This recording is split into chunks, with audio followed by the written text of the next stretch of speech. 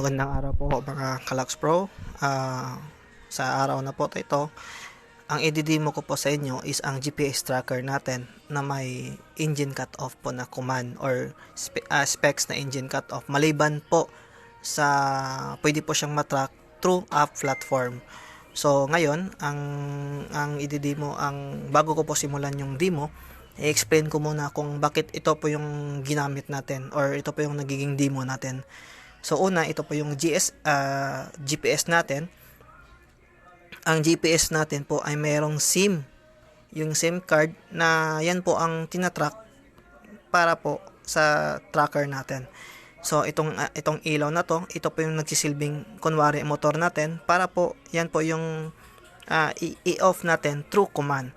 At ito po yung nagiging cut-off relay niya.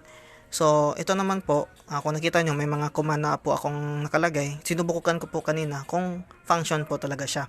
Tapos, kung saan po natin isi-text, ito po yung number. Ito naman po yung number. Ito po yung number na nakalagay dito.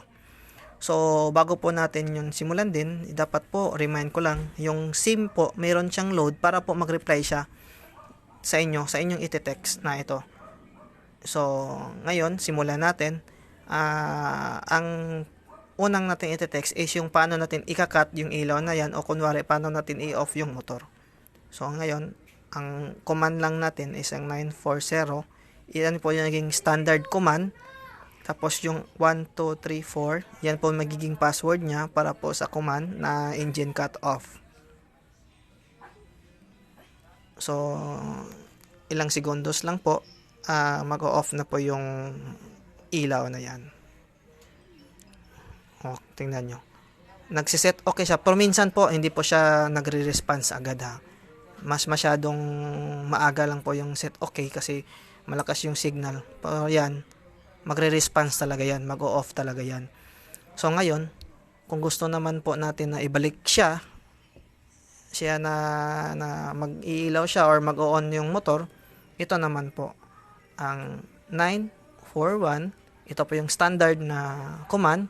At ang 4 na 0, 1, 2, 3, 4. So, pwede po natin i-modify yung password ha kung gusto nyo. Pag nagpagawa kayo. Pero, kadalasan hindi na mini-modify yan kasi iba-iba naman po yung SIM na nilalagay dito sa SIM. Kaya, pwede naman po hindi.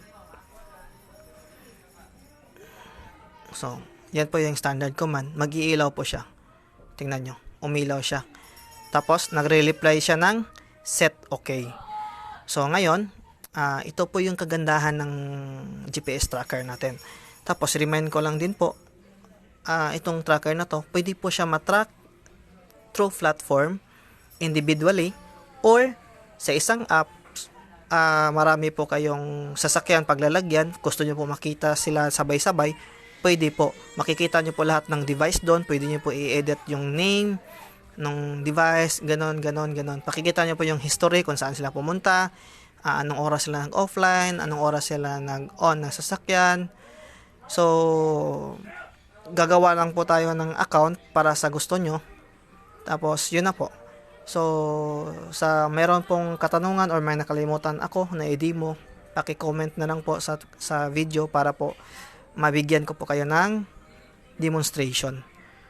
So, sa mga may further inquiries, just direct PM na lang po sa account ko para po pag-usapan natin yung price at anong sasakyan or motor na paglalagyan nyo. So, sana po nagustuhan nyo po yung video at salamat po sa pagtangkilik ng product ng Lux Pro Premium Lead at sa pagpapagawa ng mga electronics kit sa Tronworks. Thank you po. Magandang araw.